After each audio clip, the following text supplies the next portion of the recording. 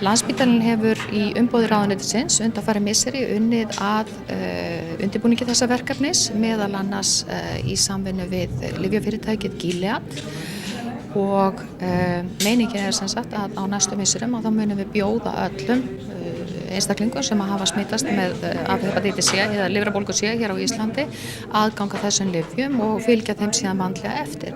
Það tiltölulega lítill hópur sem með lifrarbólgu C hér á landi miðað við til dæmis lönd í Suður-Evrópu. Við erum á svipuðu róli og önnur lönd, Norðurlönd. Það meðtalið að það sé með innan við 0,5% þjóðarinnar sem með þennan sjúkdóm sem lægra heldur en þekkist víða annars staðar. Við höfum unnið að þessu í næstum ár núna. Og þetta auðvitað ekki, samningurinn bara einn angi af undirbúningsvinnunni, það að segja sjálfur samningurinn.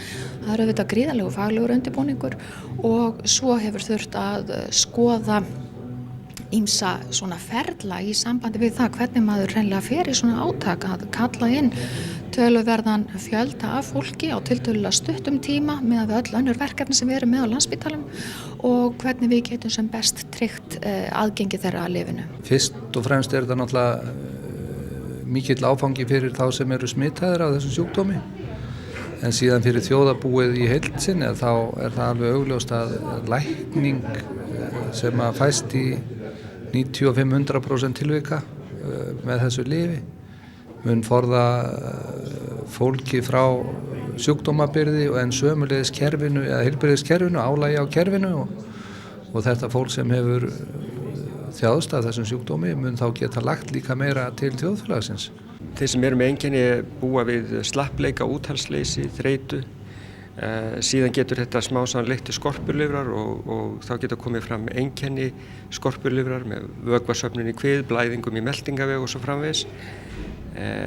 Sumir eru reyndar einkenna litlir, einkenna lausir. Hins vegar gengur verkefnið út á það að fylgja þessu meðferðarátaki eftir með stóri vísindarannsókn, faraldsfræðilegri rannsókn þar sem að skoðu verða áhrif þessa átaks til lengri tíma. Við munum athuga hvernig gengur að ná til sjúklinga, hversu stór hópur af þeim sem eru smitaðir koma til meðferðar, hversu margir læknast, en til lengri tíma munum við fylgjast grannt með nýgengi, hversu mörg ný tilfelli greinast á ári, hver verða áhrif átaksins á fjölda nýrra tilfella á hverju ári og svo til lengri tíma hver verða áhrifin á nýgengi skorpulifrar, hver verða áhrifin á þörf fyrir lifraríkjars og svo framvegis og síðan munum við líka til lengri tíma að reyna að meta kostnaðaráhrif, hvað getur sparast við með þessu átaki í útgjöldum heilbrigðiskerfisins til lengri tíma litið.